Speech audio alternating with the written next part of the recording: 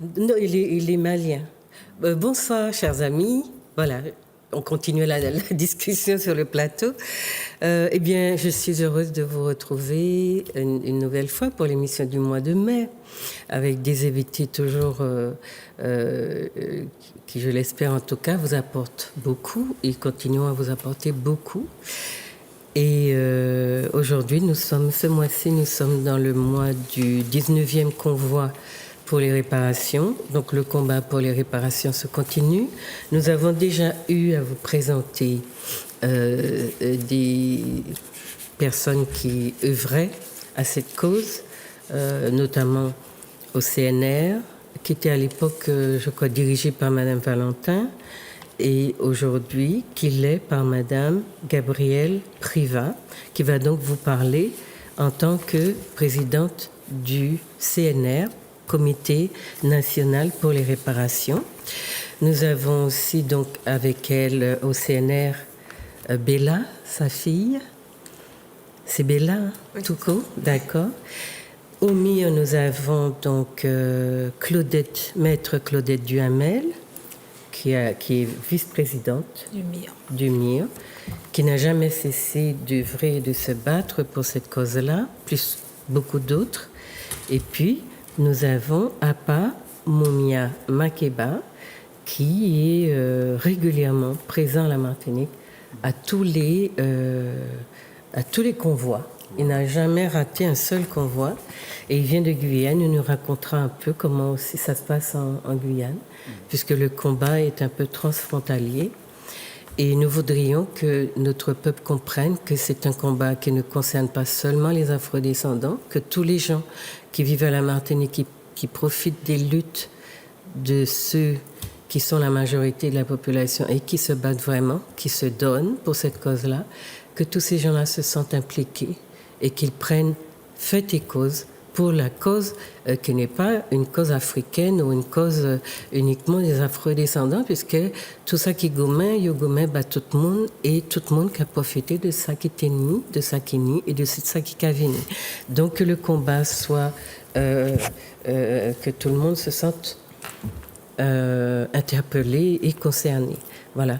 Donc avant de donner la parole à mes invités, je voulais dire que oui, il m'a été dit un peu que je recevais des Africains et j'étais un peu embarrassée par ce constat-là ou cette remarque-là parce que au fond, non, je ne reçois pas plus d'Africains que d'autres, mais quand il y a des personnes qui sont de passage à la Martinique et qui sont des sommités, qui font des recherches, qui ont des choses vraiment à nous donner, je profite de l'occasion pour les interroger et laisser une marque de leur passage, surtout de leurs travaux, de leurs réflexions. Quand je le fais pas parce qu'ils sont africains. Je le fais parce que ce sont des intellectuels et qui sont comme nous, qui ont des problématiques qui nous concernent, et qu'il est bon de varier le paysage audiovisuel parce que ce paysage-là nous présente le savoir, ceux qui transmettent le savoir comme étant monocolore et comme étant les propriétaires du savoir. Or, vous avez vu, quand vous me dites que vous appréciez beaucoup les émissions, etc., que ça vous apporte beaucoup, que vous apprenez beaucoup, eh bien, c'est aussi par eux. Donc, c'était pas des gens qui étaient là en imposture, c'était des gens qui avaient des choses à vous transmettre et qui vous les ont transmises. C'est pour cela que je dis que je reçois des intellectuels, pas des Africains, mais des intellectuels et des chercheurs et d'autres.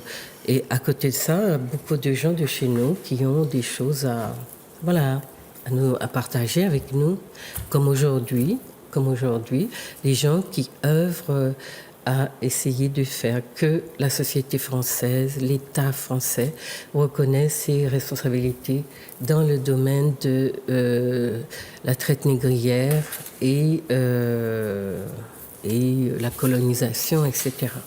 Donc c'est de cela que nous allons vous parler cet après-midi et vous souhaitez donc une bonne écoute, de faire remonter vos remarques si vous en avez et de continuer à nous suivre. Nous remercions tout particulièrement Zouk TV qui est en difficulté en ce moment et qui nous permet tout de même de faire cette émission avec vous, donc de continuer quelque peu à vous enrichir malgré les difficultés. Donc nous remercions les techniciens, le directeur, M. Emmanuel Cranier, Mme Manuela Montlouis, M. François, et puis son nom m'échappe. Ça me reviendra, je lui dirai un petit merci en particulier plus tard. Alors, donc, ce soir, nous commençons. Je vais commencer par Claudette, maître Duhamel. Vous voulez donc vous présenter, je pense que vous êtes déjà assez connu, mais ça n'est jamais de trop de dire aux téléspectateurs qui vous êtes et ce que vous faites. Oui, alors ce que je voudrais dire tout d'abord, c'est que je suis vice-présidente du MIR. Je suis avocat à la retraite. D'accord. Désormais, je me consacre principalement à faire avancer les causes de la réparation, ce que je faisais en tant qu'avocat, mais je vais m'investir un petit peu plus au niveau international pour faire avancer cette cause-là, afin de réunir le maximum d'afro-descendants et qu'on puisse avoir une action efficace.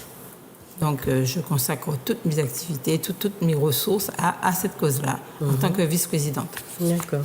Donc, on dira ce que sont les réparations tout à l'heure. Oui, absolument. Si vous voulez. D'accord. Alors, du MIR, APA. APA, oui. Donc, APA Mumia Makeba, donc du MIR Guyane.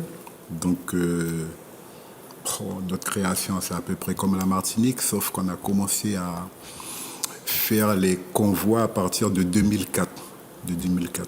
Donc, je suis aussi animateur donc, d'une cellule qu'on peut appeler la cellule autoréparation, parce que nous ne sommes pas aussi avancés qu'en Martinique et bientôt, je crois, en Guadeloupe, sur la question, donc, les questions juridiques. On n'a pas encore une équipe d'avocates, d'avocats militants. On a maître Lucie Lisée Doznac, mais il nous faut trouver des avocats aussi militants comme moi je les connais en Guadeloupe et en Martinique, pour pouvoir attaquer le volet judiciaire. Mais entre-temps, on travaille beaucoup sur l'aspect autoréparation.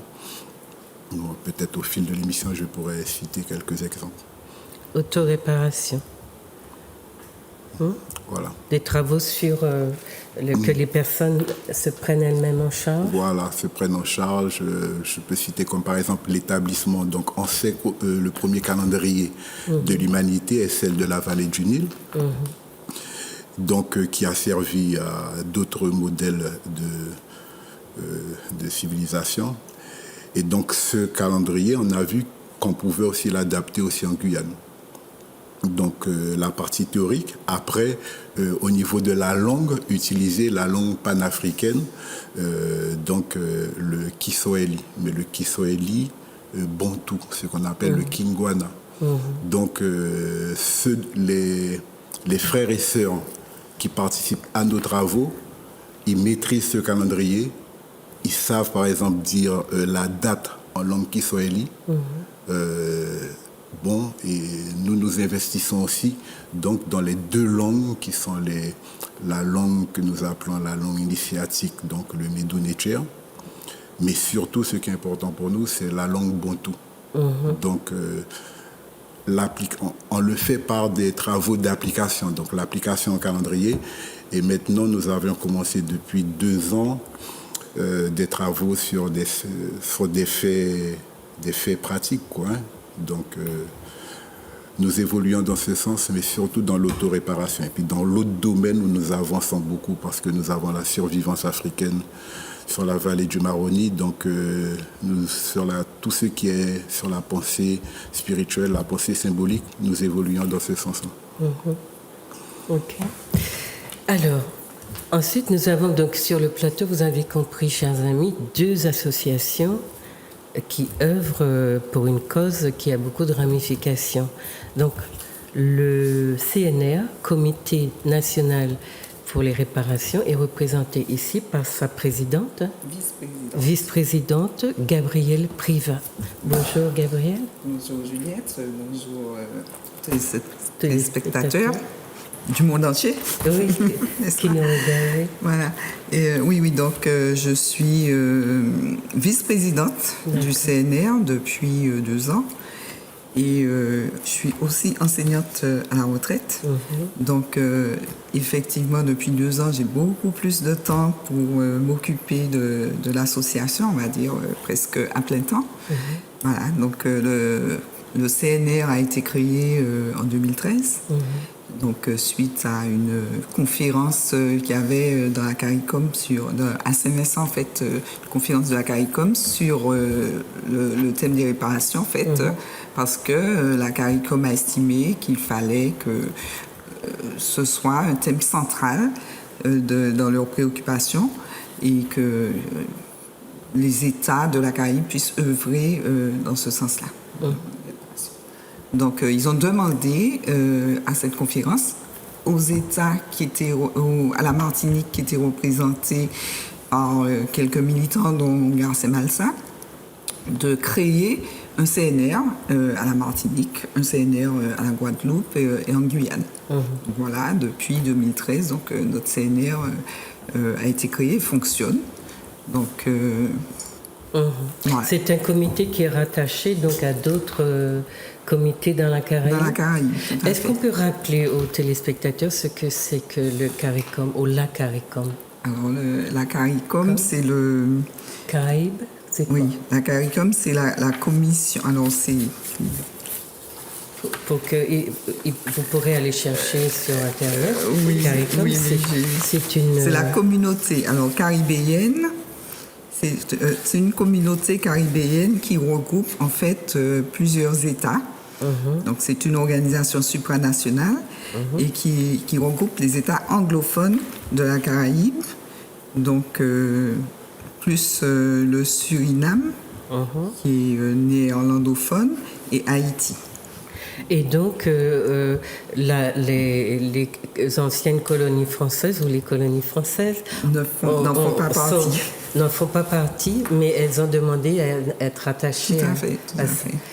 Donc, vous voyez, on est toujours largué quand il y a des choses, de telles initiatives qui nous aideraient à aller un peu de l'avant. Tout à fait. Donc, en fait, il y a 15 États et donc, plus 5 membres associés. 5 membres associés et d'autres pays, 8 pays donc, qui sont observateurs. D'accord. Nous sommes membres associés ou observateurs? Non, nous ne sommes même pas. Voilà, nous ne sommes ni membres associés ni observateurs. Nous sommes en dehors de. Non, nous ne faisons pas partie. Et nous grattons à la porte. Nous sommes que pour les réparations, en fait. Oui, pour les réparations. Voilà, pour les réparations. D'accord. Pour les réparations, nous sommes intégrés. Voilà. Donc, autrement, nous sommes restés captives de l'appartenance à la France et nous avons tout le mal du monde d'ailleurs à vraiment voir les autres comme des personnes qui ont vécu des situations aussi dramatiques que nous. Et nous leur tenons la dragée haute parce que nous sommes persuadés d'être plus développés qu'eux, n'est-ce pas? Tout à fait. Voilà, chers amis, donc le CNR, c'est ce comité qui a été, dans le cadre de cette demande de la CARICOM, de se créer et qui essaye depuis donc 2013 de faire avancer la cause des réparations. Et puis Bella, qui est notre jeune sur le plateau. Bella. Alors, je suis traductrice. D'accord. Et j'apporte un peu une autre vision des choses au niveau du CNR parce que, en plus d'être traductrice, c'est vrai que je suis aussi artiste graphique. Donc, je fais beaucoup de veille informative. Je communique beaucoup aussi avec des partenaires dans les autres États, mais les États anglophones, puisque moi c'est anglais, français, anglais. Donc pour pouvoir faciliter le travail justement entre le CNR de Martinique et les autres entités justement caribéennes, parce que c'est pas toujours évident du tout, voilà, anglophone. Parce que d'ailleurs souvent on est oublié quand ces gens-là mettent en place des choses. Et c'est une arrière-pensée après de se dire ah mince, on n'a pas pensé à demander aux frères des îles francophones s'ils ont un truc à dire, s'ils ont la même chose que nous comme problème ou pas. Et c'est vrai que du coup, d'avoir quelqu'un à qui ils peuvent poser la question tout de suite, mais au fait... Et ça change un peu les choses, mais malheureusement, ça ne change pas assez vite parce qu'on n'est pas assez nombreux à avoir soit la compétence linguistique, soit la volonté d'investir cette compétence, si on l'a, dans ce type de combat-là, parce que c'est un combat, c'est pas évident. C'est un combat, c'est pas à l'échelle de bataille. Et comment les gens comprennent, par exemple, votre engagement? Mal. Oui. Et non, il y a des gens qui sont plus occupés par d'autres poursuites que de tenter de faire avancer les choses, même si c'est à pas de fourmi, au sein d'une association ou au sein d'une autre. Donc non, c'est vrai que c'est pas forcément bien compris ni bien perçu. Donc en général, j'en parle peu. Je me contente de faire ce que j'ai à faire, je parle pas trop de ce que je fais. Donc voilà. Et c'est vrai que non, on a besoin d'être vu par les autres, mais on a aussi nous besoin de voir les autres. Et souvent c'est la plus belle réussite de la colonisation, c'est le cloisonnement qui existe, parce que au-delà des territoires qui sont divisés par l'eau, les peuples, le peuple, si j'ose dire, est divisé par les langues. Et c'est un travail de sape. Et par des représentations, un imaginaire totalement squatté. C'est ça, parce qu'on nous dit beaucoup de choses négatives sur nos voisins. Et en fait, peu de personnes prennent la peine d'aller voir au-delà pour voir si c'est vrai, c'est pas vrai. Et le plus souvent, c'est pas vrai. Et d'ailleurs, ironie du sort, nos voisins sont ceux-là qui se moquent de nous et qui nous trouvent vraiment ridicule d'être dans le statut dans lequel nous sommes. Non, mais ils ne comprennent pas. C'est-à-dire qu'il y en a même qui s'imaginent qu'on était déjà indépendants quand on vient leur dire que non. Ils ils ne comprennent pas ce qu'on est. Absolument. Ils disent, comment ça se fait? Comment ça, vous êtes encore commandé par la France? Ah bon? Voilà. Donc, non, mais on a résolu le problème en inventant un drapeau pour l'extérieur. Oui. Et pas un drapeau pour l'intérieur. On a cette histoire de drapeau. Et pas un drapeau pour l'intérieur. Parce qu'à l'intérieur, il y en a déjà un qui satisfait ceux qu'il doit satisfaire. C'est ça? C'est ça. Mais malheureusement, même celui-là, son existence est déjà plus ou moins ignorée à l'international. Plutôt plus que moins, d'ailleurs. Ce qui avait d'ailleurs donné lieu au lancement de pétitions avant qu'il y ait le dépôt de plainte. Parce que il y a des serpents qui envahissent la place un peu partout. Donc, je ne parlais pas du serpent. Oui, mais justement, le serpent déjà occultait celui qui avait déjà. Oui. Au niveau de l'international. Mais donc là, maintenant, on va avoir 2 batailles sur les bras. Oui, depuis 2009, il s'est démultiplié, celui-là. C'est peut-être le réchauffement climatique, c'est la prolifération des serpents. Voilà. Pas des serpents, des BBR. Des BBR aussi. Bon, alors, donc, qu'est-ce qu'il faudrait, Maître Duhamel? On va d'abord parler un petit peu du colloque, puisque vous y étiez. Quel était son objectif par rapport à tous les intervenants? Vous avez eu toute une journée de réflexion au Tom Théâtre, à l'Aquamission, le samedi dernier. Oui, alors c'était un colloque sur le thème central du convoi, exigence de justice. La justice, une exigence. Pourquoi? Parce qu'il est apparu que le combat qu'on mène déjà au niveau du MIR est un combat pour la justice absolue, c'est-à-dire la réparation de crimes contre l'humanité que furent la traite et l'esclavage. Et dans le monde, de plus en plus, cette exigence de justice devient de plus en plus forte. Je veux parler, par exemple, tout à l'heure, on a parlé du CNR. Le CNR est né de quoi?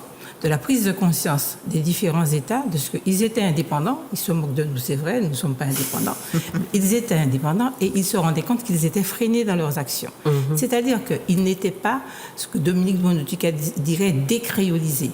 C'est-à-dire que chaque fois qu'ils essayaient d'avancer dans le développement, ils étaient freinés par si vous voulez, l'adoption qu'ils avaient faite du paradigme de l'autre. De ses lois, de ses freins, etc. Et ils se sont rendus compte qu'en fait, qu'il fallait, avant d'être indépendant tout simplement, qu'il fallait être souverain. Et pour être souverain, il fallait être réparé. Et ils se sont tournés vers leurs anciens colonisateurs, à savoir l'Angleterre, pour leur demander réparation. Donc ça veut dire quoi? Ça veut dire que nous, qui ne sommes pas indépendants, c'est vrai, nous avions déjà vu le problème avant eux. Et on avait dit que la souveraineté était consubstantielle à la réparation. Qu'on ne pouvait pas devenir indépendant et puis reprendre le même code que l'autre, reprendre la même manière de faire, etc. Donc il fallait décréoliser, qu'il fallait effectivement atteindre la souveraineté et la réparation.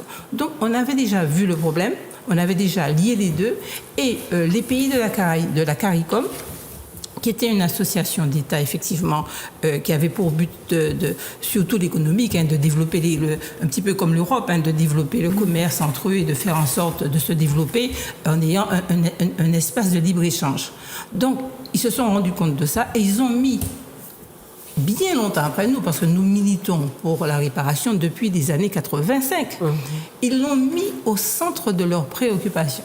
Et je pense que c'était un succès pour nous parce qu'ils nous intégraient dans leur CNR. Ils nous ont demandé de faire un CNR. Pourquoi? Eh bien, justement parce que pour eux, la réparation, c'est central, c'est fondamental. Un peuple ne pourra pas se développer, vivre sa souveraineté sans réparation. Donc, les CNR ont été créés en ce but, mais le MIR avait déjà agi bien avant, avec les procès qui ont été faits devant les tribunaux français, où on demande réparation, on demande notamment une somme assez importante pour mettre en place un collège qui va étudier les modalités de cette réparation. Parce qu'il ne s'agit pas de dire réparation, les gens ont une vue... Et puis ils ont trivialisé les choses en disant mais qui aura l'argent, qui va recevoir, comme si dans la tête des gens, on donnerait une bourse et puis les plus La réparation, c'est une réflexion sur la manière d'amener un peuple à prendre sa pleine souveraineté. Et cela comme l'autoréparation dont on parlait tout à l'heure. Exactement. L'autoréparation fait partie de la réparation. L'autoréparation, mais je mets un petit bémol quand même sur l'autoréparation. L'autoréparation ne doit pas se faire sans qu'on ait déjà réfléchi en amont. Et c'est bien qu'ils fassent le travail maintenant. Mais nous pensons qu'il faut le faire au niveau des militants. Mais pour qu'on parvienne à une vraie autoréparation, il faut une réflexion sur la réparation, dont l'autoréparation. Et donc, on a donc lancé l'idée de réparation bien avant la Caraïbe. En ce moment, la Caraïbe, il y a des réflexions extraordinaires qui sont menées, qui sont vraiment... J'ai des gens qui travaillent en osmose avec la Caraïbe, et notamment le CNR d'ici, et c'est formidable. Donc, nous continuons sur ce plan-là. Au niveau du MIR international, on va au niveau de l'Afrique également. On organise des colloques en Afrique. On a organisé l'année dernière le colloque au Sénégal. Cette année, on va au Bénin, où on se reconnecte avec nos ancêtres, avec des Africains, et on va faire en sorte d'avoir des relations très étroites avec l'Afrique et la diaspora, afin que nous ayons, si vous voulez, une véritable relation, une relation culturelle avec ces Africains, puisque c'est de là que nous venons. Ils aussi s'intéressent au convoi. Et c'est aussi dans cette dynamique il y a le convoi d'ici, le convoi qu'on fait depuis 2001, et puis on fait un convoi pour réparation au Bénin, en relation avec les Béninois. Et nous espérons qu'il y aura un MIR au niveau de chacun de ces États. On a fait le Sénégal, on va faire tous les États de l'Afrique de l'Ouest qui ont été colonisés par les Français, parce que c'est la langue qu'on parle.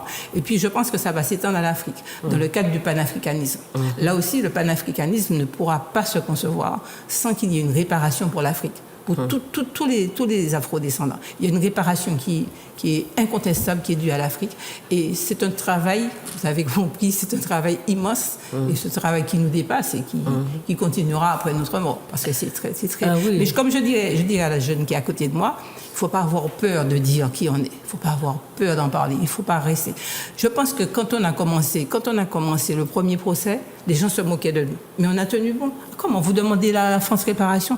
Et maintenant, on se rend compte que les Caribéens nous suivent, même les États-Unis, tout le monde nous suit. On réfléchit. Donc, ça veut dire qu'on se moquait de vous au début, mais quand on mène un combat juste, et c'est le sens de notre combat, et c'est pour ça qu'on a appelé le colloque Exigence de justice, parce que la justice, de plus en plus, est au cœur des débats. Il suffit de voir ce qui se passe en France. Hein. En France, les propres Français qui se sentent tellement écrasés qu'ils font des manifestations. Ce sont les gilets jaunes. Hein. Et qu'est-ce qu'ils demandent? Justice sociale, justice fiscale, justice. Et partout dans le monde. Donc c'est un combat. Non, mais il ne faut pas avoir peur de mener. Même si on est ridiculisé, même si les gens se moquent de vous, vous savez que vous avez raison. Il faut avoir l'audace de son combat. Mais comment expliquez-vous? Est-ce que dans la Caraïbe, les gens, l'adhésion des gens à ce combat-là est aussi faible que chez nous? Au niveau de la Caraïbe? Oui.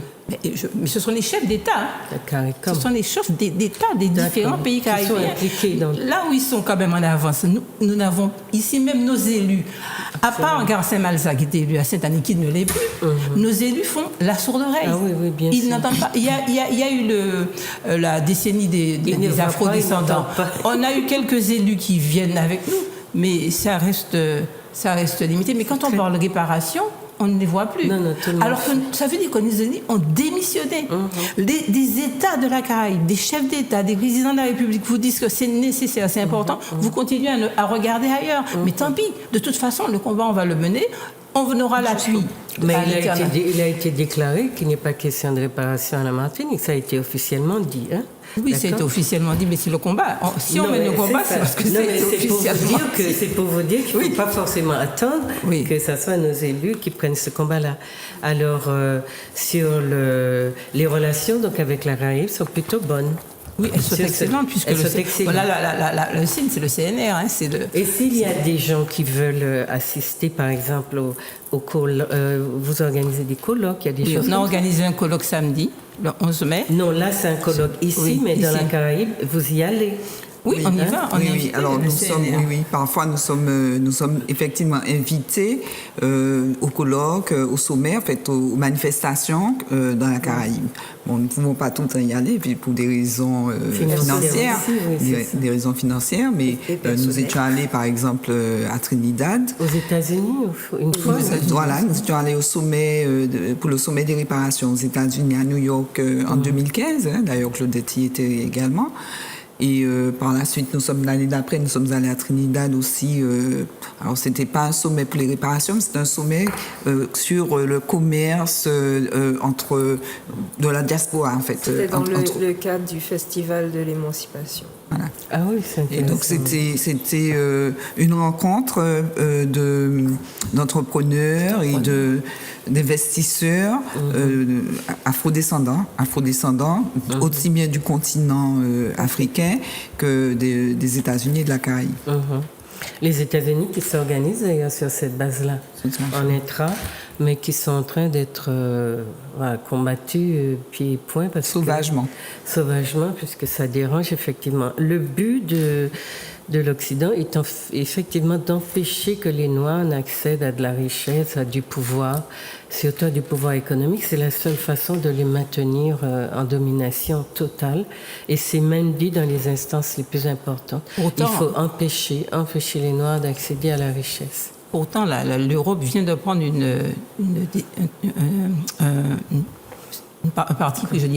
une position très intéressante, exigeant que les nations qui ont commis l'esclavage restituent et réparent. C'est peut-être du blabla. C'est peut-être du blabla. Mais ce n'est pas par hasard qu'ils ont pris c'est parce qu'il y a des pressions. Il y a des gens qui militent. Comme je le redis encore, il ne faut pas avoir peur. En France, il y a le CRAN, mais il y a aussi le MIRFRANCE. Mais la décennie des personnes d'ascendance africaine, c'est l'ONU, c'est une instance aussi internationale reconnue. Et comment expliquez-vous que nos élus ici, qui sont chargés de mettre en place, comment expliquez-vous cette résistance, ce refus de nos élus de laisser même une porte ouverte pour que nous expliquions à la population ce que signifie la décennie des personnes d'ascendance africaine, alors qu'ils ouvrent leurs portes à tous les gens qui viennent de partout. Et puis des gens qui créent des mythologies dans notre population, qui sont chargés d'être des Martiniquais de je ne sais de quelle génération. Je ne sais pas comment ils ont construit ce pays-là, mais nos élites, nos élus, leur ouvrent grand la porte parce que probablement ça fait aussi exotique et qu'il est question de casser le courant qui veuille qu'effectivement, la Martinique est d'abord construite par des afrodescendants. Et ça gêne beaucoup parce qu'il ne faut surtout pas que les Martiniquais, qui sont bien racisés dans leur âme et conscience, s'imaginent seulement qu'ils doivent quelque chose à l'Afrique.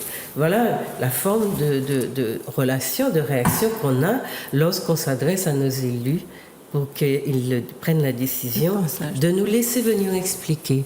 Alors, je dirais que ce n'est pas faute totale des élus en Martinique. Une faillite aussi bien de tout l'univers. Mais pour ce qui se passe aussi à Saint-Luc, c'est-à-dire que les élus ont extrêmement peur. Ce sont des gens qui, je le dis franchement, parce que j'ai bien observé, comme vous dites, il y a la décennie qui a été décrétée par l'ONU. Je ne sais pas si vous vous rendez compte. Ça donne une couverture. Absolument. À la CTM, une couverture et une ouverture. Au maire, à un tas de gens. À tous les élus, ça leur donne une couverture. Et ça leur permet effectivement d'ouvrir le débat. Eh bien, ils refusent de prendre ce incompréhensible. Et je disais que ce n'est pas faute de les avoir sollicités. Parce que c'est en plus le CNR qui, devant l'inertie un petit peu de l'administration, des pouvoirs publics, c'est le CNR qui a décidé de faire la journée de lancement de la décennie des personnes internationales des personnes d'ascendance africaine ici en Martinique en janvier 2016. Yes. Et on a interpellé toutes les municipalités, toutes les administrations, l'éducation nationale, et vraiment aucune réaction. Personnellement, j'ai écrit à toutes les bibliothèques pour qu'elles nous permettent de faire. Alors, il faut le souligner, la médiathèque du Morne Rouge, la médiathèque du Saint-Esprit, la médiathèque de quelle commune du non. Il y a eu 2 ou 3 médiathèques qui ont accepté de nous recevoir, et il y a eu à l'Atrium aussi une première présentation. Mais toutes les autres... Il faut dire que la municipalité de Fort-de-France est partie prenante. Tout à fait. Partie prenante, d'accord. Mais moi, je trouve que cette adhésion ne se manifeste pas de manière aussi importante. Parce que c'est quand même la capitale. Je le dis comme je le pense. Je pense que cette décennie aurait dû être plus importante à Fort-de-France. Nous avons des moyens, ces élus-là ont des moyens de faire en sorte j'ai trouvé qu'il y a une participation. Qu'est-ce qui est le moteur, c'est toujours la même chose. Les associations, c'est le CNR, c'est mis, on est moteur. Et ces gens-là se mettent derrière. Oui, on va venir. Mais c'est pas à nous, c'était à vous, élus, de prendre en charge cette chose-là. Et vous avez les moyens financiers de le faire. Nous, petite association, on n'a rien. On a les cotisations. De temps en temps, on a un sponsor par-ci, par-là, mais on n'est pas on n'est pas riches. Donc, les mairies, tous ceux qui sont élus, la CTM, tout ça, ils ont les moyens de faire ça. C'était l'occasion rêvée de poser ce problème. Parce qu'en Martinique, il y a un problème de racisme, là, je le dis là, tout de go, il y a un problème de racisme de plus en plus important. Moi, je croyais, à mon âge, j'ai 68 ans, je croyais que c'était fini de dire celui-là est un peu plus noir. Et c'est encore pire. J'écoute les jeunes, mais c'est encore pire. Les gens qui sont de couleur, qui ont la peau foncée, sont de plus en plus marginalisés. Souffrent beaucoup. Alors, je me suis posé la question de savoir comment on a régressé. On a régressé dans ce pays. On est de plus en plus raciste. Les gens ont un racisme rampant. Et je me suis demandé pourquoi. Et je pense que le problème, c'est la démission de nos élus. On a eu quand même des élus comme Césaire qui ont prôné la négritude et tout. À un moment donné, les gens étaient fiers d'être noirs, et puis maintenant, les gens noirs se cachent. Faut dire, j'en aurais terminé parce que je suis un peu bavarde, qu'il y a un phénomène qui se passe en Martinique, et je tenais à le dire. Dans certaines communes, tous les enseignants du primaire sont blancs. Ça. Tous les enseignants du primaire sont blancs. C'est tous les élèves. À Tartane, à Trinité. Comment pouvez-vous... Alors, vous imaginez qu'en France, qu'il y ait des communes où tous les enseignants sont noirs. Franchement, ce n'est pas une question de race quand même. Vous ne pouvez pas donner à nos enfants des gens qui viennent de l'extérieur en majorité. Mais c'est quoi? Je pense que c'est de là que ça vient. Non, le résultat, c'est que ça vient. C'est grave. C'est délibéré. Ils sont transformés. transformés. On ne les reconnaît pas. Et les parents ont du mal à communiquer avec eux parce que tout le modèle, toute la référence, c'est la maîtresse qui a dit « toi tu es nul, toi tu n'as rien à me dire » et c'est la maîtresse qui, la maîtresse que, la maîtresse K. Personne ne réagit. Une toute petite anecdote. Lors d'une manifestation, il n'y a pas très longtemps, à Tivoli, au parc de Tivoli, donc on montrait à un petit garçon qui était là et qui disait, on lui demandait quel est cet arbre. Ça devait être un coubaril ou un mahogany. Il a dit c'est un chêne. Il n'y a pas de chêne en Martinique. Donc c'est la maîtresse. La maîtresse a dit qu'il y a des chênes, qu'il y a des peupliers. Voilà. Donc c'est ce qu'il connaît. Donc un gros arbre là, mais c'est un chêne. C'est un chêne, oui. C'est un fromager. C'est un fromager. Le changement des fiches pédagogiques. Faut arrêter avec ça. Faut arrêter cette éducation où on donne à nos enfants des références françaises. Mais on le dit depuis une autre géographie, une autre. Non, faut arrêter ça. Il faut. Oui. Alors pour avoir fait une courte incursion au niveau de l'éducation nationale en tant que contractuelle, et pour avoir aussi eu une petite expérience en termes d'éducation en Grande-Bretagne notamment, moi j'ai vu pas mal de choses, et moi quand je regarde les manuels scolaires, d'ailleurs c'est bien simple, pendant les 2 ans pendant lesquels j'ai enseigné ici, je n'utilisais aucun des manuels qu'on m'a donnés. On me les a donnés, je les ai mis dans le casier et je ne les ai plus regardés pendant toute l'année. Pourquoi ? Parce que j'enseignais l'anglais. Quand vous ouvrez un manuel scolaire d'anglais qu'on donne à nos enfants ici en Martinique, alors que nous sommes dans la Caraïbe, entourés d'États anglophones, vous avez alors que les recommandations, si vous voulez, les recommandations officielles depuis au moins 2002-2003 disent de privilégier des documents authentiques, de privilégier des situations qui sont présentées, qui correspondent à des réalités culturelles dans lesquelles l'élève peut se projeter, etc. Vous avez encore quoi ? Jordan and Michael in the kitchen. Voilà. C'est-à-dire des choses, vous avez des choses qui sont complètement didactisées alors que ça va à l'encontre des recommandations, mais qui sont en plus didactisées avec des personnages eurocentrés globalement, avec même le contenu même des fiches de vocabulaire. On vous donne du vocabulaire pour vous décrire quelqu'un. On donne ça aux enfants. La première année qu'ils commencent à apprendre l'anglais, les premières choses, c'est se présenter, décrire quelqu'un, dire qu'est-ce qu'on a dans sa famille, s'il y en a un chat, 2 chiens, une maman, 4 sœurs, 5 frères. De dire, ma sœur a des cheveux comme ci ou comme ça. Prenez les fiches de vocabulaire ou les livres, vous allez regarder, c'est straight hair, blonde hair, pigtails. Vous n'avez aucun terme de vocabulaire qui corresponde aux cheveux négroïdes, au physique négroïde, etc. Vous n'avez rien. Et il n'y a aucune excuse à ça, parce que justement, les nègres anglophones, il y en a plein autour de nous. Donc c'est pas pour dire que ça n'existe pas et que ce serait pas authentique de faire des supports d'apprentissage qui correspondent à ça pour nos enfants. C'est faux. Ça existe. Et la France applique, c'est tellement plus facile d'avoir des colonies dans le monde entier et d'avoir un seul support éducationnel qui est balancé à tous les peuples, à toutes les cultures, parce que la France, avec son système de colonisation, elle englobe toutes les cultures, et des cultures bien sûr non blanches, et forcément elle se croit obligée, ou elle se sent obligée d'appliquer, puisque les autres n'ont pas de culture, n'est-ce pas, d'appliquer, de venir avec sa violence symbolique, d'appliquer des techniques, des méthodes, des manières d'appréhender le réel qui déconnectent ces peuples-là. D'ailleurs, regardez-les, ils finissent en bambam, ils sont écrasés, ils sont mous, à Tahiti, ils sont énormes comme ça. Nous-mêmes, on est en passe de devenir aussi comme ça. À force de boire et de manger, on a fait de nos peuples, un peuple de jouisseurs. Un peuple de jouisseurs.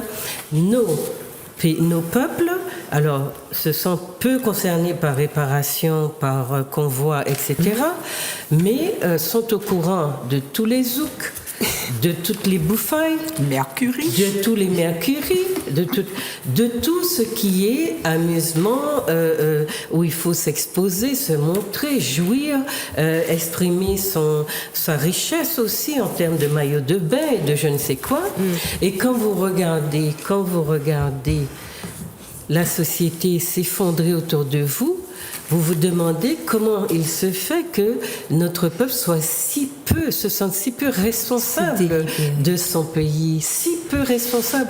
Il se passe des choses gravissimes à la Martinique. La Martinique nous échappe totalement. Et on a l'impression que le peuple, il n'en a que faire. Alors, est-ce que c'est parce qu'il est aveugle ou est-ce que c'est parce qu'il s'en fout? Et quand on lui a dit en bas la terre, à sous la terre, en bas la terre pas ni plaisir, c'est à sous la terre qui ni plaisir.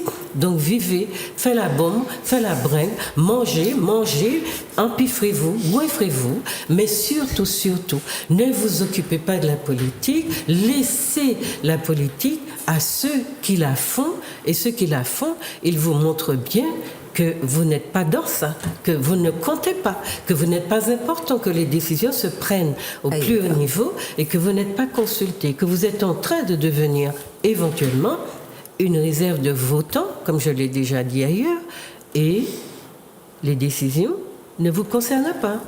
Quand les gens sont élus, ils ne s'occupent plus de vous. Ils sont entre eux, entre lobbies, entre hommes politiques, et c'est là que les décisions se prennent sans vous. Alors, on n'empêche personne de jouir de la vie. Bien sûr, la vie est courte, nous dit-on, n'est-ce pas?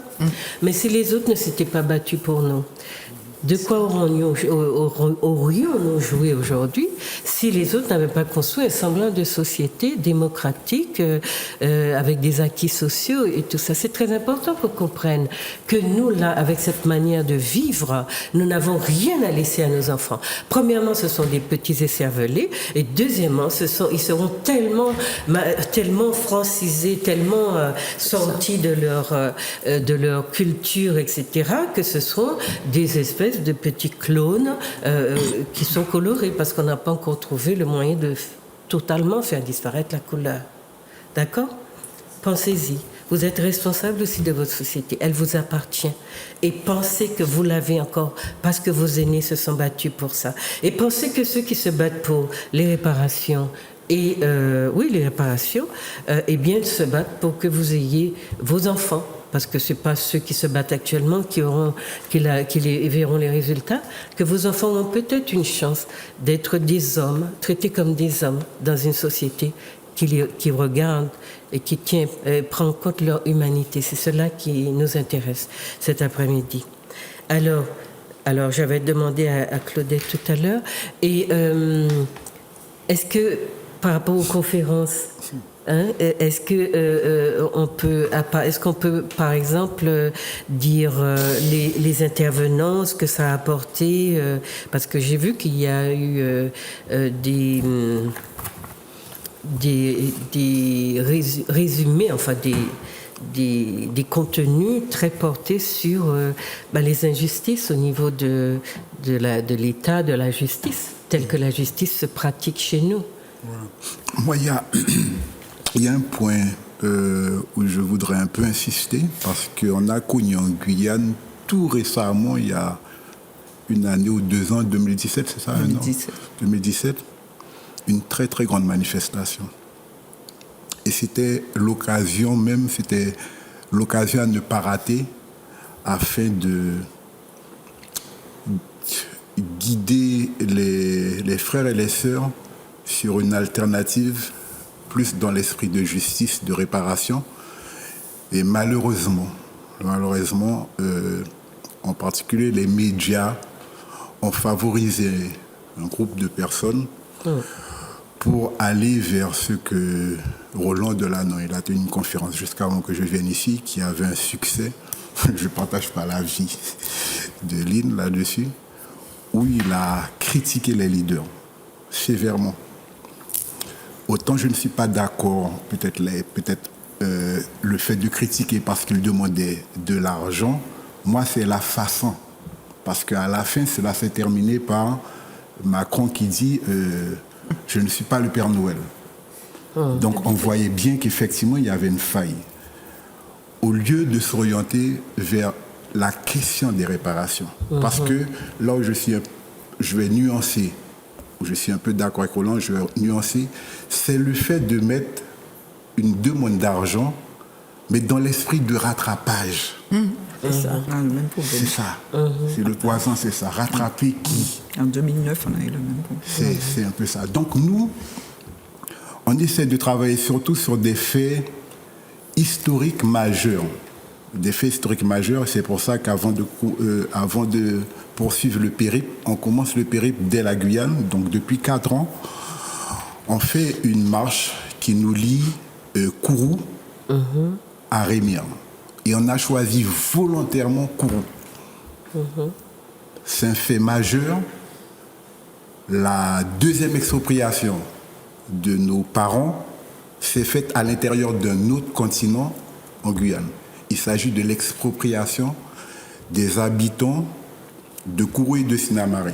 Plus de 6 ou 7 villages. Il y a même, par exemple, l'un des plus grands villages s'appelle Malmanouri, où il y avait tout. Il y avait des dispensaires, des écoles, des cimetières, des choses comme ça. Les gens étaient expropriés. Mais je ne parle pas de l'expropriation des vivants. Il y a l'expropriation des morts. Ce qu'en langage français, on appelle de la profanation. Il y a eu de la profanation du cimetière de Malmanouri. Donc le lieu, c'est à Kourou. La date aussi. Alors cette date-là, Claudette doit s'en souvenir, c'est la 2e déportation à fond de Calbato.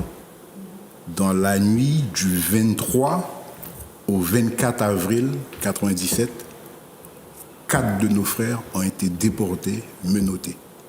Donc nous avons choisi cette date-là. À fond de cale. À fond de cale. Ouais. Donc le 23 au 24, nous faisons cette marche qui nous lie à cette statue, donc le premier lieu où les Africains déportés sont arrivés, c'est à Armire ou Rémire, c'est le même mot, anciennement, qui signifie la même chose, où on a réussi, c'est la plus grande réussite du mouvement international pour les réparations, grâce aussi avec la contribution d'Émir Martinique, en particulier Garcin Malsa, à arracher cette statue, la statue de Maron de la Liberté, qui a été donc financée par les fonds de la région, l'ex-région de Guyane. Donc, juste pour expliquer que le débat que nous avons aujourd'hui, c'est un débat qui se situe entre une maladie qui est de notre responsabilité, c'est l'aliénation, c'est notre responsabilité. Les racistes, s'ils ne veulent pas changer, on ne peut pas les faire changer, mais par contre, nous, il y a ce qui est de notre capacité, c'est celle-là. Et la solution des réparations, il faut qu'on puisse l'introduire dans tous les domaines de l'activité publique, éducative, tout ça. Et en particulier, moi je prends l'exemple où on a raté le coche non Guyane. Nous on a raté ce coche-là. C'est cette revendication de demander à la France. Et puis ils ont réussi à balayer la plus grande centrale syndicale, l'UTG. Parce que l'UTG était sur la question, le mot d'ordre de l'UTG, c'est l'indépendance. Donc l'UTG ne peut pas reculer là-dessus. Donc sur la question évolution statutaire. Donc ces mouvements dits sans frères, 500 frères, anthropo-violence, tout ça, leur objectif était clair, c'était d'écarter l'UTG. Bon, maintenant il y a des choses qui se disent. Bon, mais là, je donne aussi mon avis personnel. Il n'y a pas d'alternative dans ces organisations. Il faudrait donc les 500 frères, c'était une organisation spontanée, un collectif? Moi, je peux dire, puisque j'anime la radio ETG, même si la radio s'est éteinte, je peux donner la chronologie. Le mouvement dit 500 frères, 100 frères, avait commencé plusieurs manifestations qui n'a jamais réussi à avoir de l'ampleur. Il a fallu que l'UTG, par le biais du syndicat de l'éclairage, décide d'organiser donc une grève avec un blocage de la base spatiale. Et que eux, ils viennent en soutien, et du soutien, ils sont transformés en parasites, ils ont parasité le mouvement. Voilà. Et pour pouvoir réussir la grève générale, il n'y avait pas eu 2 centrales syndicales, il n'y a pas eu 3. La seule centrale, c'est-à-dire sans la centrale UTG, il n'y a pas le mouvement de mars-avril 2017. Une seule presse de France a donné cette information. Même la presse de Guyane n'a pas donné cette information. Comme chez nous. Ouais. Voilà. On va en rester là. Je parlais alors, Gabriel, des intervenants, les thématiques. Vous avez eu 2 marraines? Oui. Alors, il y a eu Dr Jos Pélage, Josiane Jos Pélage, qui est, on va dire, devenue la spécialiste incontournable concernant la problématique de chlordécone. Et puis également Anicia Berton, donc, qui est une militante extrêmement active et aussi accrocheuse, et qui est en ce moment même en soins à Paris pour effectivement on va dire une longue maladie, et qui serait effectivement aussi liée à ces problématiques de pollution ou à chlordécone. Donc la communication faite par Madame Jos Pélage, Dr Jos Pélage, était vraiment bien reliée à ce problème de justice. Puisque il nous a été dit que l'État français ne tenait absolument pas compte des travaux scientifiques, qui avaient été menés, et dont les résultats, en fait, étaient tout à fait recevables, en tout cas pour régler ce problème. Et en fait, nous nous apercevons que on nous met des limites de résidus dans les aliments. En fait, on nous demande d'accepter de continuer à tous nous les empoisonner. jours une petite dose, que c'est pas grave, que on peut consommer des aliments empoisonnés, et que de toutes les manières nous sommes des afrodescendants, donc on peut continuer à nous empoisonner. En fait, c'était un petit peu cette logique qu'elle dénonçait, et qui plus est, il y a quand même matière. Moi, je pense qu'il y a matière à porter plainte. On en a parlé donc avec Claudette Duhamel, à porter plainte contre l'État, contre ces empoisonneurs, contre les gens qui ont donné des dérogations. Ça, c'est les avocats, effectivement, en ont parlé donc, dans les communications après, parce que Mme Jos Pélage a été la première, effectivement, à faire la conférence et à apporter sa contribution. Et par la suite, effectivement, Maître Duhamel, je l'appelle toujours maître, parce que comme on ne peut pas mettre un terme au maître. Et donc, par la suite, effectivement, le débat quand même a porté sur ces questions-là. Et moi, je pense que c'est toujours un crime contre l'humanité. C'est un génocide. C'est-à-dire savoir que les aliments sont empoisonnés et nous demandent des viandes, etc. Il n'y a qu'en Martinique qu'on puisse accepter quelque chose comme ça, qu'on puisse voir quelque chose comme ça. Les gens ne sont pas informés. Le pire, c'est que les gens sont informés parce que quand même, depuis le temps qu'on en parle, depuis le temps qu'il y a plusieurs associations, mais il faut voir. C'est ça dont on parlait tout à l'heure. Les gens n'en ont rien à faire. Parce que moi, je ne comprends pas comment on vous dit que même vos enfants, ça agit sur le QI, ça agit sur... Il y a des cancers, il y a l'obésité. Il y a une baisse du niveau d'intelligence. Oui, tout à fait. Ça a une action très importante au niveau des neurones. Et que les jeunes puissent continuer à aller danser, à s'amuser. Bon, moi, j'aime m'amuser aussi, mais je ne comprends pas. Non, c'est ce qu'on appelle l'impuissance impuissance apprise. Les gens ont le sentiment qu'ils ne peuvent pas agir sur ces phénomènes-là.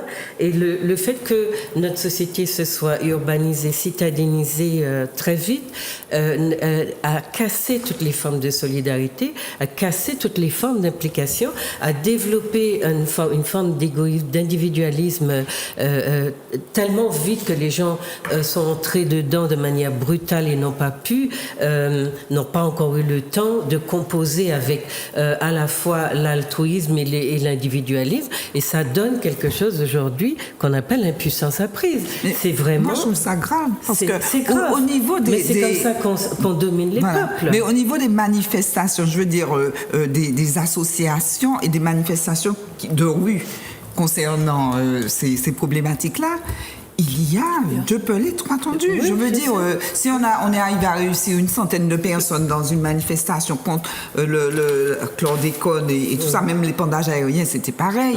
Il n'y a pas plus. Je ne comprends pas, ça touche la Martinique, ça touche la mer, ça touche les ruisseaux, les rivières, ça touche tout le monde normalement. Tout l'environnement.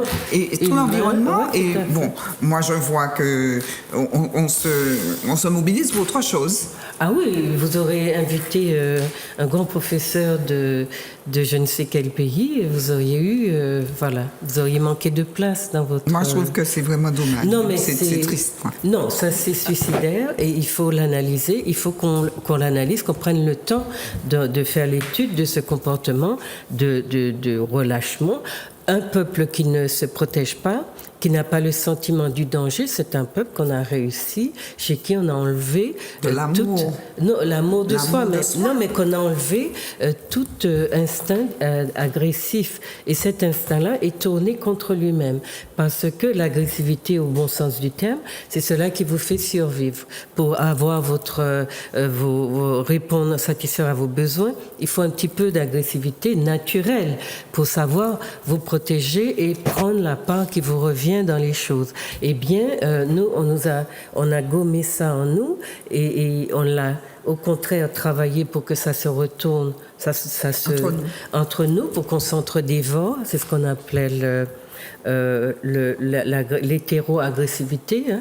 Au lieu de l'exprimer contre l'autre, on l'exprime contre nous, donc c'est l'endo-agressivité. Mais la question de se défendre, de se protéger même son environnement, il faut aller chercher dans pourquoi nous n'avons jamais eu le sentiment que la Martinique nous appartenait.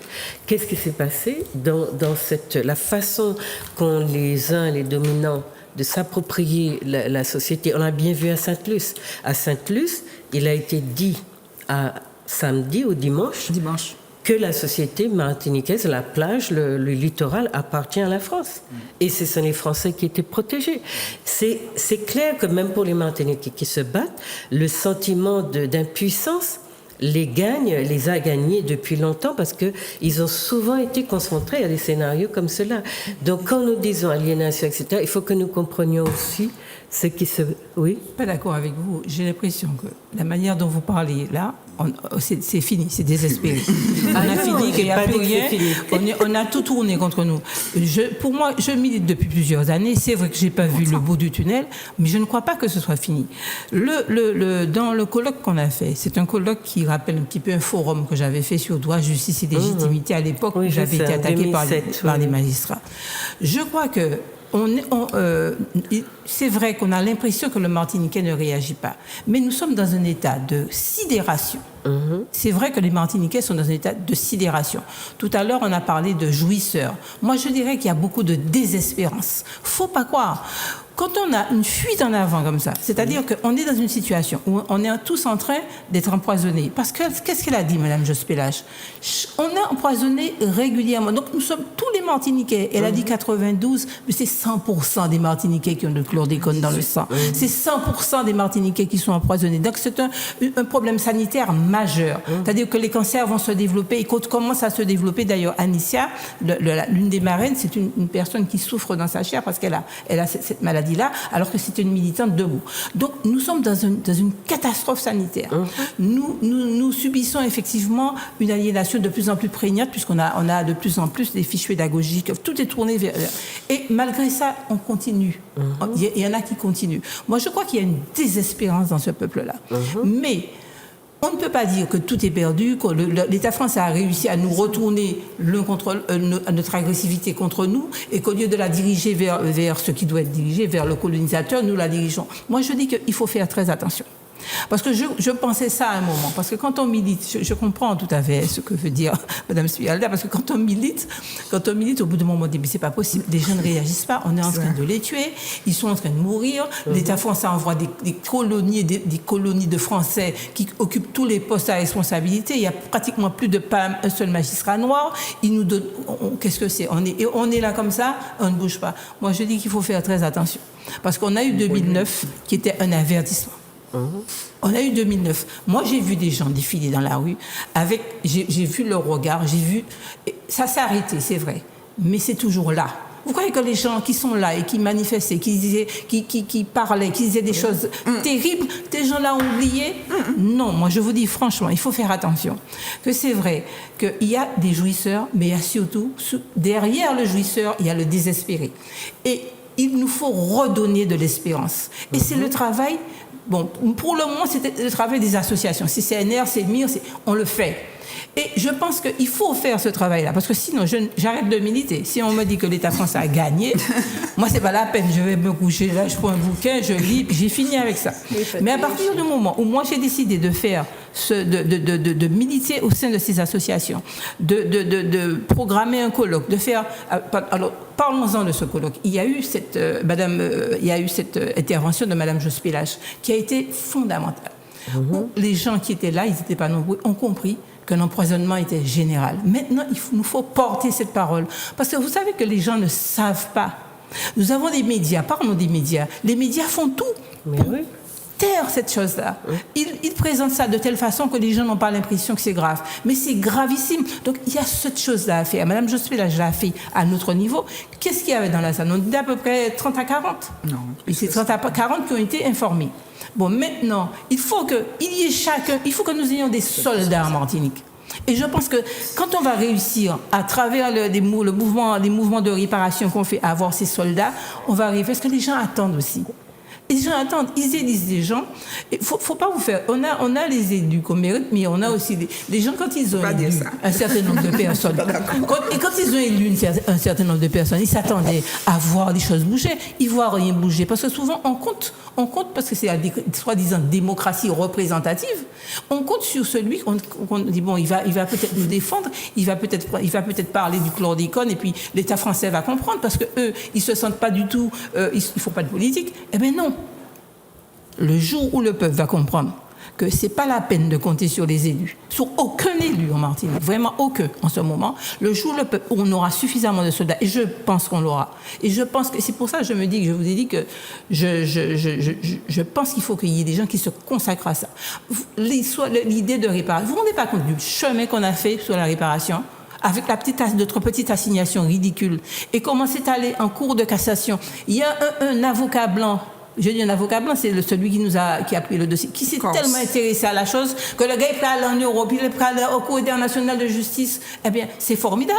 C'est-à-dire qu'on commence à avoir des alliés ailleurs. Donc, il ne faut pas désespérer. Et il faut continuer. Alors, pour revenir à ce colloque, on a des gens qui sont venus parler. On a des avocats qui sont venus nous parler. Non seulement il y a eu le chlordécone, mais des luttes politiques. Et c'était merveilleux.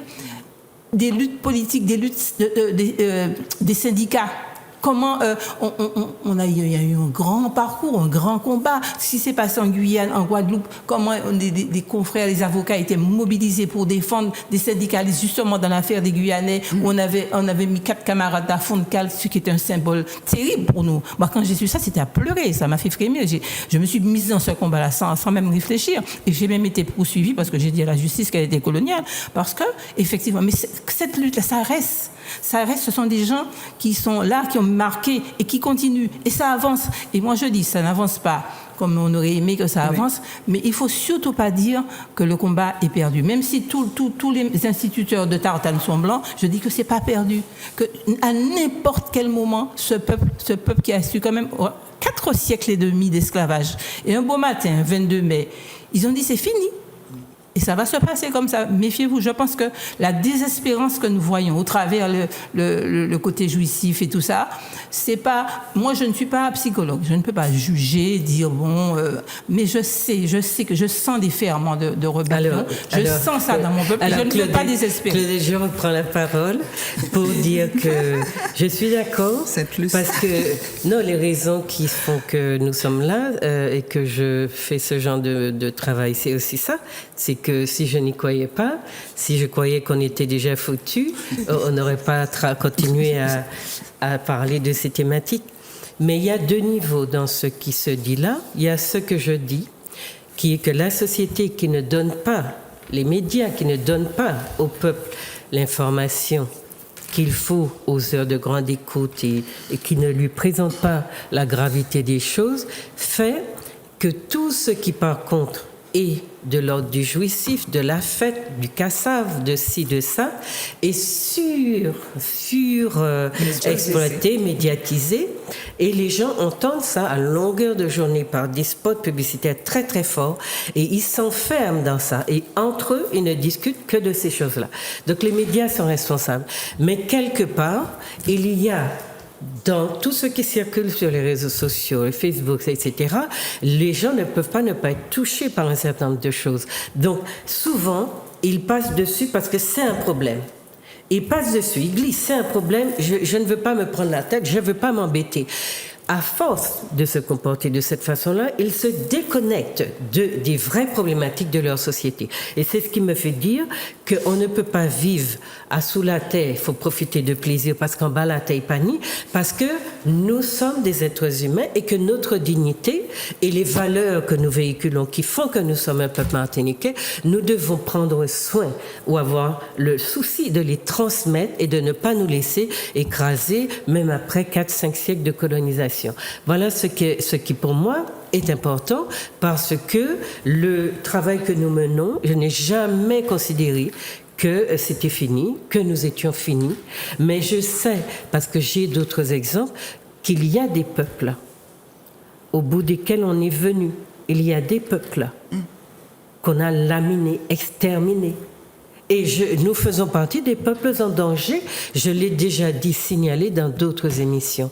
Donc, c'est vrai, peut-être que la situation peut changer d'un revers de main, mais depuis 2009, dont Maître Duhamel parle, eh bien depuis 2009, les gens qui devaient avoir peur ont eu très peur. Et ils ont pris beaucoup de dispositions pour que plus jamais ça ne se passe. Donc, il faudra d'abord combattre ces dispositions, les contourner ou les comprendre, parce que c'est subtil, avant de dire qu'on va recommencer 2009, ce qui est peut-être qui se refera un jour, on espère. On ne va pas recommencer 2009 parce que 2009 n'a pas abouti. Non, il faut réussir. On a été recommencer la lutte et autre chose. réussir. Lorsque l'on voit ce qui s'est passé, lorsque l'on voit ce qui s'est passé à Sainte-Luce il y a 10 jours, une dizaine de jours, on se dit, ça donne un peu d'espoir. On se dit que rien n'est perdu. Ah oui. Parce que la Martinique, bon, je ne vais pas dire c'est levé comme un seul homme, mais il y avait une forte il y a eu plus de 1000 personnes.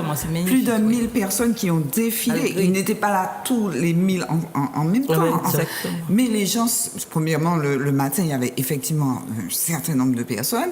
Ils sont venus faire quelque chose, ils l'ont fait. Ils l'ont fait et les gens, il y avait des femmes, il y avait des enfants, il y avait des jeunes, il y avait des moins jeunes, tous ensemble sur le même combat. Et là, et le deuxième dimanche, j'entendais les gens dire, et peut-être qui a fait mon plaisir, mon peuple me fait plaisir. Ouais. Les gens faisaient ces réflexions-là. Joyeux, ils disaient, mais je ne m'attendais pas à ça, je ne pensais pas que les gens allaient, que j'allais voir ça un jour. Les gens disaient ça. Ouais. Et il y a même un Rasta que j'ai entendu dire, le Rasta avec le reste de la population, au même endroit, dans le même combat, mais c'est extraordinaire. Les gens étaient... Bon. Et le deuxième dimanche alors, le deuxième dimanche... il y a eu moins de monde. Alors, il y a moins de monde parce que c'était pas le même enjeu. puisque les barrières étant tombées. Il y avait moins de monde, mais plus de gendarmes. Il y avait moins de militants. Il y avait moins de militants et plus de gendarmes, parce qu'il y avait aussi la sous-préfète qui était sur place. Qui a donné l'ordre aux gendarmes d'être là. Oui, bien sûr. Alors, c'est vrai que la sous-préfète étant là, donc il y avait un déploiement de gendarmes. Mais en fait, je pense que comme ils avaient été dépassés par les événements le premier dimanche, parce qu'il y avait comme gendarmes 2 pelés 4 tendus, en tout cas sur place, parce que peut-être qu'ils étaient planqués ailleurs, mais sur le site, il y avait que quelques gendarmes qui protégeaient les maisons des personnes, qui n'ont absolument pas gêné les manœuvres qui se déroulaient, qui n'ont pas empêché que l'on enlève les clôtures, etc. Ils étaient là, ils assistaient. Mais dimanche dernier, je pense que ça aurait pu dégénérer sévèrement parce que ils ont carrément fait. Mais moi, je n'ai pas compris. Ils ont carrément fait un mur de gendarmes, Exactement. Et puis, on ne pouvait pas passer, alors que pendant toute la semaine, les gens allaient courir, marcher, les gens étaient contents, les gens de Sainte-Luce ou les gens qui ont l'habitude de faire leur footing passaient là sans problème. Et là, subitement, dimanche, on a vu par vidéo une fille qui a été repoussée. Mais cette réaction-là est venue après, soi-disant, une rencontre avec le préfet et le maire de Sainte-Luce. Oui, donc, depuis le dimanche. Donc, ça ne me dérange pas les gendarmes qui envoient. Plus ils envoient des gendarmes sur un site comme ça, plus je me dis, nous sommes forts, nous avons déplacé tant de gendarmes, c'est comme des gilets jaunes. Les mecs, on leur envoie des tonnes et des tonnes ils manifestent tous les samedis. C'est ça, il y a la légitimité du peuple là. Non, mais ça leur donne aussi une occupation. Exactement, tout à fait. Oui. Non, franchement, moi, j'ai rien à dire pour les événements de Sainte-Luce, ils parlent d'eux-mêmes, je pense. Mais sur le colloque, les thématiques, l'intérêt de travailler, vous n'êtes pas de celles qui pensent qu'on est fini. C'est-à-dire que je pense que, franchement, pour remonter du tunnel dans lequel on s'est laissé jeter, ça va être dur. Ça va être très dur, très difficile. Mais non, je ne serais pas là si je pensais qu'il n'y avait pas moyen de s'accrocher aux parois et d'arriver un jour à retourner à l'air libre. Mais là, non, c'est vrai qu'on est plutôt vers le fond quand même, même si effectivement, non, on n'est pas fini. On sera fini quand on aura fini de respirer. Pour l'instant, on respire encore. Même s'il y a beaucoup d'entités, de personnes qui s'emploient à nous empêcher de respirer justement et à nous empêcher de voir plus haut et de voir plus loin que le bout de notre nez, non, on n'est pas fini. Fini. On n'est pas fini parce qu'il y a encore des gens qui pensent, il y a encore des gens qui voient, il y a encore des gens qui bougent aussi, parce que souvent on ne se rend pas compte à quel point on est dans la merde en Martinique, c'est quand on n'est pas encore sorti d'ici pour voir ailleurs comment ça se passe. Ça ne veut pas dire qu'ailleurs soit parfait, c'est que quand on a tout le temps vécu ici, qu'on est né ici, qu'on a grandi ici, on a l'impression que ça se passe comme ça, parce que c'est comme ça que ça doit se passer. Mais attends, excuse-moi. Ouais. Quand il y a eu tous ces événements autour de Sainte-Luce et d'autres lieux, on n'a jamais eu un seul reportage de Martinique la Première ou des télés. Il y a eu quelque chose de rapporté là-dessus? Oui, je pense que oui, parce que les médias c'est rapporté de manière toujours Il y avait un caméraman de Martinique Première. Moi, j'ai vu. Il y a eu quelque chose dessus. D'accord. En fait, en ce moment, les médias sociaux, parfois, on confond, on pense que c'est Martinique Première, mais c'est sur les médias sociaux. Moi, je dis que les médias étaient sur place, donc il y avait des médias, d'accord. Sur les vidéos qui circulent, notamment sur Facebook, il y en a au moins une où on voit le caméraman de Martinique Première avec sa caméra avec écrit Martinique Première dessus. Donc là, on ne peut pas dire qu'ils n'étaient pas là. Si on voit son caméra, oui, non, mais c'est bien ça. Si on voit sa caméra, ce sont les médias sociaux qui nous ont donné ces informations-là. Oui, mais moi, comme je ne regarde pas la télé, je ne vais pas pouvoir te dire si on a montré après ce que le caméraman a filmé, mais le caméraman était là. Moi, si vous pouvez... Il était là. Si vous pouvez... Est-ce que je peux... Il était sous le nez des compléter gendarmes. ou ajouter quelque chose? Je pense que dans le colloque, il y a le fils de Marilyn Dahomey qui a posé une question. Bon, moi j'ai voulu pas porter Je ne sais même pas si c'est une contribution, mais ce n'est pas une réflexion. Parce que cette question-là, je l'ai déjà entendue et je pense que nous aurons souvent cette question-là. C'est-à-dire qu'on demande aux spécialistes juridiques de nous conseiller par rapport à nous, notre volonté, notre revendication. Je crois qu'on aura toujours on aura toujours ça. Et je me souviens, pour Mumia Abu-Jamal, ils avaient fait un séminaire sur cette question-là, la conférence urgence pour Mumia. Et cette question était posée, il y a eu des avocats, et je me souviens, quelqu'un a dit, le peuple demande la liberté pour Mumia. Maintenant que les avocats disent un nouveau procès, c'est eux, tu vois.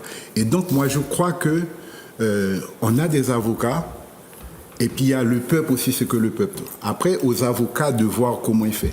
Donc, de réfléchir comment on va tomber, il faut qu'on fasse. Je voudrais préciser ce que tu dis très vrai, parce qu'après l'intervention de Mme Jospélage, je disais que quand j'avais déposé la première plainte contre cette histoire de chlordécone, j'avais indiqué que je voulais que c'était un crime contre l'humanité. Ça m'apparaissait tellement évident, mais on n'est pas allé jusqu'au bout, parce que j'ai des mandats qui m'ont dit, bon, on va pas jusque-là. Mais maintenant que la dame scientifiquement a prouvé que l'empoisonnement du peuple était fait, il n'y a aucune raison, il faut faire une action, une démarche au plan international devant une cour de justice, mettre la France devant ses responsabilités pour crime contre l'humanité. Il y a un génocide qui est en train de se faire. Et on ne peut rien faire pour que les élus sur place s'intéressent à cette cause-là. Mais les élus connaissent tout. Vous croyez que je connais plus que je connais tous ces gens-là?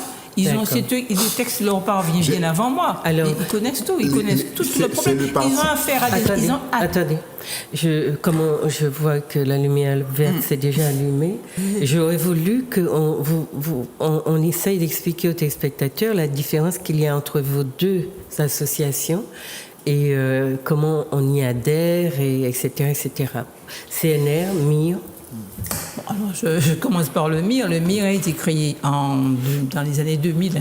On a commencé notre première marche en 2001, mais on l'a formalisé peut-être en 2004, c'est-à-dire on a déposé des statuts, Mouvement international pour les réparations, aux environs de 2004. Seulement, le MIR s'est inscrit dans un vaste mouvement de réparation qui avait commencé en France, et aussi on allait dans des conférences avec N'Cobra à l'époque, aux États-Unis. On a dit qu'il était important de faire un MIR. On avait d'abord fait le CIPN, la Martinique et la Guadeloupe, en 1985 déjà. Qui existe encore, hein? Oui, avait fait ce qui s'appelle le CIPN. C'était une association qui devait regrouper les deux îles. Alors, la présidence tantôt en Martinique, et tantôt, l'année d'après, en Guadeloupe. Comme cette association-là n'a pas bien fonctionné, vous savez, des associations où on ne savait plus comment... C'était Maître Rode, Maître Montville, Gare, Saint-Malsa, tout ça. Bon, ça a commencé bien quand même. On a fait des petites manifestations. On a préféré faire des associations dans chaque pays. Donc, il y a eu le MIR Martinique, il y a eu ensuite MIR Guadeloupe et il y a MIR Guyane. Il y a MIR France également. Et on a fait un MIR au Sénégal. On vient d'avoir un MIR au Sénégal. Et on espère plus tard avoir un MIR au Bénin. La vocation du MIR, c'est effectivement d'abord les manifestations culturelles, les manifestations, les convois, les interventions auprès des politiques et tout, mais c'est aussi les actions judiciaires. C'est-à-dire qu'on attaque, dès qu'on voit qu'il y a une attaque à la dignité humaine, à la dignité du Martiniquais, on attaque. Mais aussi, on attaque, bien sûr, on assigne l'État pour la réparation. D'accord. On va dans le grand L'objet central, ce sont les réparations, enfin la revendication. C'est les réparations, la lutte contre toute forme de racisme. C'est un objet assez large et de discrimination. Ça c'est le MIR, le Mouvement international pour les réparations. Par la suite, le CNR a été créé, comme l'a dit tout à l'heure la vice-présidente, a été créé dans le cadre de la CARICOM. Parce que c'est un outil fondamental, et je pense qu'elle va le rappeler, un outil fondamental qui nous permet de travailler avec nos amis, nos amis de la États caribéens. Gabriel? Oui, alors le but du CNR, en fait, le CNR et le MIR, bon, c'est vrai que souvent les gens nous demandent, mais quelle est la différence entre ce sont effectivement deux associations pour les réparations, mais qui ont quand même leur particularité. Les objets sont différents. C'est-à-dire que le but du CNR, lorsqu'ils nous ont demandé de le créer, c'était dans le but de documenter les effets du génocide européen des habitants autochtones de la région, de la traite négrière, de la mise en esclavage des Africains et de la colonisation du pays. Et donc, il y a tout un travail qui doit se faire justement au niveau des discriminations, de lutte contre les discriminations, contre le racisme. C'est pour ça d'ailleurs que lorsque la DIPA, la décennie a été décrétée, on s'est retrouvé exactement, c'est-à-dire le contenu de la résolution de l'ONU tombait et sous le sens parce que c'était effectivement exactement les mêmes... Vous aviez déjà prévu. C'est exactement ce qu'on avait dans notre objet. Voilà. Alors ici, le CNR en Martinique, alors effectivement, nous travaillons de concert avec le MIR, et main dans la main, d'ailleurs, c'est le même président. Moi, je suis la vice-présidente du CNR et Claudette, la vice-présidente du MIR. Et nous faisons beaucoup on va dire, on va sensibiliser la population sur un petit peu tout ce qu'il y a. Par exemple, les enfants. Alors, très récemment, il y a une semaine, nous avons fait le convoi Timoun. C'est-à-dire que le MIR fait le convoi. Et puis, nous nous sommes dit il y a 4 ans, mais bon, le convoi, ça s'adresse surtout aux adultes. On marche le soir et tout ça. Mais qu'est-ce qu'on fait? Est-ce qu'on pense aux enfants? Qu'est-ce qu'on fait pour les enfants? Et on a décidé de mettre en place ce convoi Timoun, et qui est... on va marcher un petit peu. On aura aussi le groupe à pied, tout ça pour faire un petit peu, l'événement, créer l'événement. Et puis, nous nous sommes dit qu'il fallait effectivement créer des ateliers autour de cela. Alors, chaque année, c'est un thème différent. Et là, cette année, nous étions à la savane des esclaves. À la savane des esclaves, donc qui est une entreprise qui a été créée par Monsieur Larose et qui retrace un petit peu la vie sur du temps de l'esclavage. Et il y avait près de, en tout cas, une 50aine d'enfants inscrits. Et je peux vous assurer que les enfants étaient ravis de voir d'apprendre, de découvrir justement cette vie. Et l'après-midi, nous avons fait des ateliers, connaître la Martinique, étudier le matché langue martinique, aussi... il y avait des jeux d'antan et tout ça. Donc, c'était vraiment...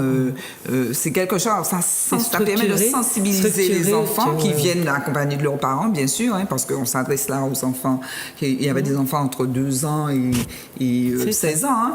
Et sinon, nous faisons des randos aussi, les randos mémoire. Et les randos mémoire permettent justement de découvrir l'histoire de la Martinique d'une autre manière. Donc, ce sont des thèmes que nous mettons en place comme ça. Donc, il faut effectivement aller sur CNR Martinique. Une façon de s'approprier, en fait, l'espace. De se réapproprier l'histoire. L'espace, beaucoup de Martiniquais ne se sentent pas propriétaires de leur pays. Les gens ne connaissent pas l'histoire. Non, ils la connaissent. Qui est-ce qui la leur apprend? Alors, est-ce que vous avez des projets avec les autres communautés qui habitent dans ces espaces-là? Est-ce que c'est seulement les afrodescendants qui sont concernés par la question des réparations ou par ce que fait le CNR et le MIR? Qu'est-ce que vous appelez d'autres communautés? D'autres communautés, il y a des indodescendants, il y a des... J'ai vu que... Pour nous, ce sont des afrodescendants. Les descendants sont des afrodescendants. Vous savez, il y a un monsieur qui va expliquer. Très bien. Je voudrais dire que, de manière officielle, il faut qu'on fasse ces choses de manière officielle.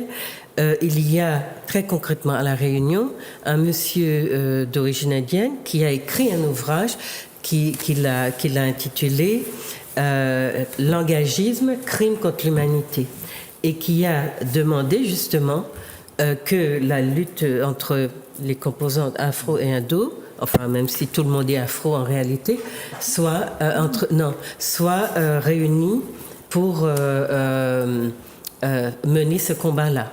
Et moi, j'ai dit dans une conférence il n'y a pas longtemps aux indodescendants, afro-indodescendants, que ce combat-là est à nous, à notre peuple, qui sommes le socle principal de cette société. Et donc, que tout le monde doit se sentir concerné au lieu de se retirer dans son esprit communautariste et en laissant la société, les autres se débrouiller dans la société, prendre les coups et venir profiter des bienfaits qui seront gagnés pour la société dans son ensemble. Donc c'était ça la question.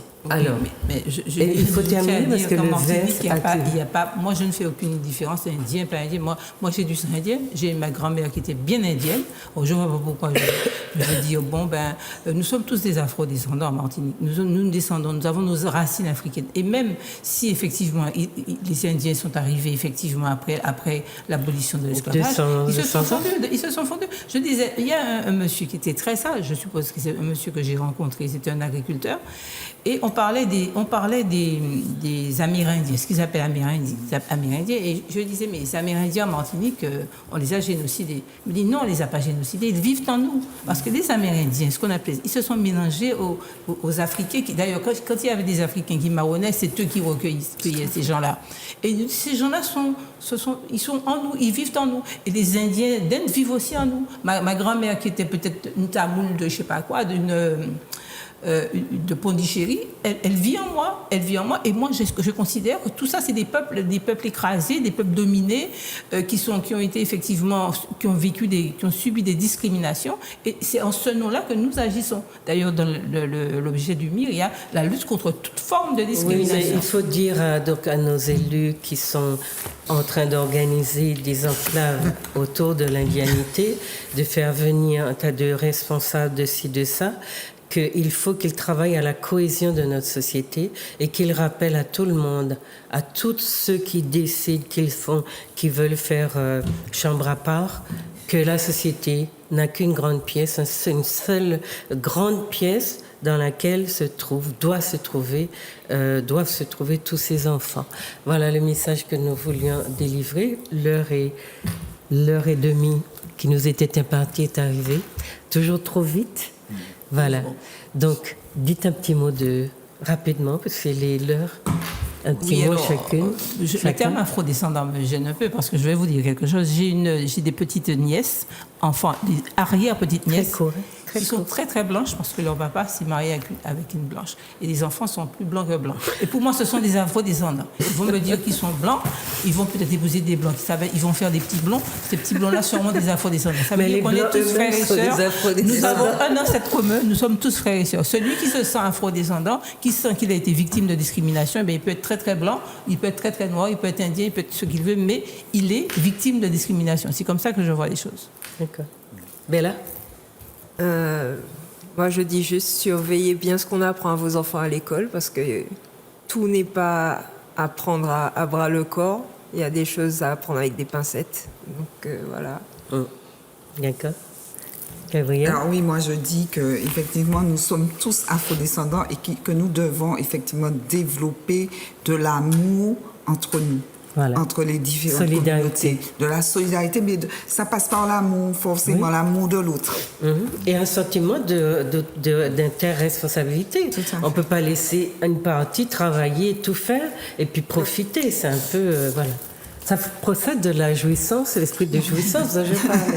Non, moi je vais finir avec la citation de Marcus Garvey. L'unité, l'unité est notre but. Voilà. Et la victoire, notre destinée. Notre destinée. Voilà. Eh bien, puisse Marcus Garvey être entendu. Merci, chers téléspectateurs, de nous avoir suivis jusqu'au bout. Et puis, nous espérons que vous en avez appris un petit peu sur le MIR, le CNR, et que vous allez vous intéresser à ces associations pour venir grossir leurs rangs, parce qu'on n'est jamais de trop dans ce travail de militant. Merci, bonne soirée et à bientôt.